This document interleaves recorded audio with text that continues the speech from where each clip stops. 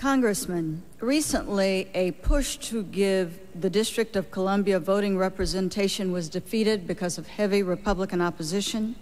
In addition, many voting rights advocates are worried about rigid voter ID laws, which require a photo ID like a driver's license. Are you concerned that some eligible voters will be denied the right to vote simply because they don't have a driver's license? Well, Paul. It's very clear under the Constitution that we couldn't give the vote to the residents of D.C. without an amendment to the Constitution, and it should be pursued in that manner. But when it comes to national ID cards, I mean, the identification, I think the states have the prerogative and the right and the obligations to identify the voters, and they should. But the reason I get worried about it when we start talking about it nationally is, you know, they might want to use the real ID. They might want to think it's a good excuse to have a national ID card to vote, and I am positively opposed to any move toward the national ID card. Thank you. Senator Brownback. Hunter, the Federal Agency for Healthcare Research and Quality recently reported that both Latinos and blacks receive significantly worse, in their words, medical care than whites in the United States. 1 out of 3 Hispanics, 1 out of 5 black Americans is uninsured. Hispanics are 2.5 times as likely as a non-Hispanic white American to be uninsured. 1 of 3 Hispanics hasn't been to the doctor in more than a year. And as has already been mentioned, diabetes, asthma, hypertension are untreated or undertreated in communities across America. What does your health care plan contain to address some of these disparities in access to care and access to quality health care? Well, Congressman Paul.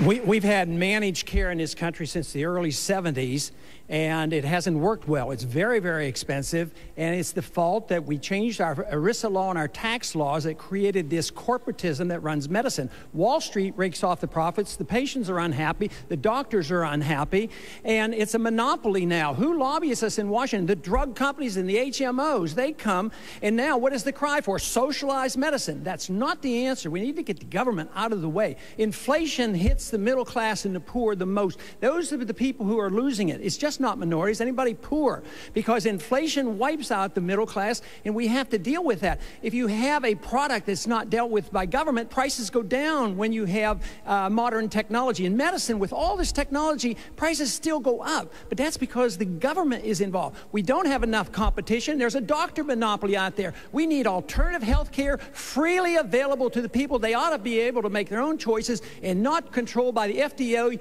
preventing them to use some of the medications. Thank you, sir. Senator. Today we see a decline in black and Latino enlistment because of one reason, the war in Iraq. What do you say to the third of the nation that's minority and overwhelmingly opposed to the continuation of this war, even as the GOP in Congress continues to block attempts to set a deadline to end this war?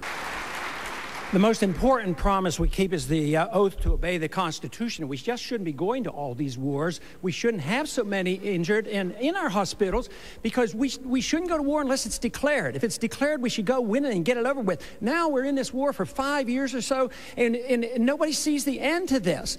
So we went in under false pretense. There were no weapons of mass destruction. There are still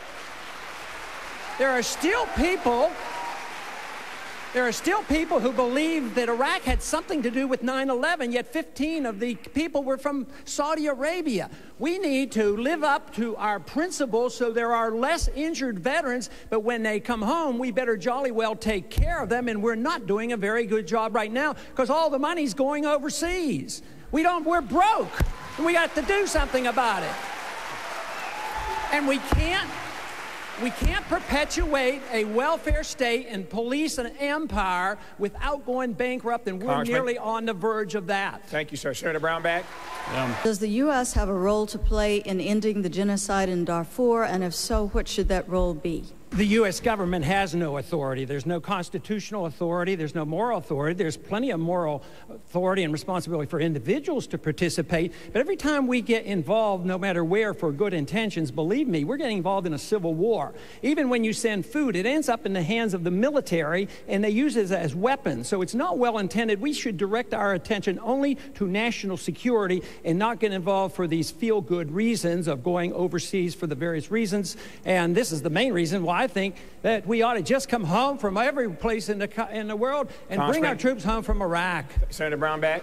Congressman Paul's support has gradually been slipping for the death penalty among all Americans. The Pew Forum on Religion and Public Life reports a large majority of whites still support capital punishment, while blacks and Latinos do not. Now, I know this is mostly a state function, but the president does appoint appellate judges and, of course, the highest appellate judges in the land, the Supreme Court justices who often review death penalty cases. Do you think the death penalty is carried out justly in the United States? And do you want to see it continued during your presidency? 30 seconds, Congressman. You know, over the years, I've held pretty rigid to all my beliefs, but I've changed my opinion about the death penalty. For federal purposes, I no longer believe in the death penalty. I believe it has been issued unjustly. If you're rich, you get away with it. If you're poor and you're from the inner city, you're more likely to be prosecuted and convicted. And today, with the DNA evidence, there's been too many mistakes, so I am now opposed to the federal death penalty. Thank you, Congressman. Senator Brown.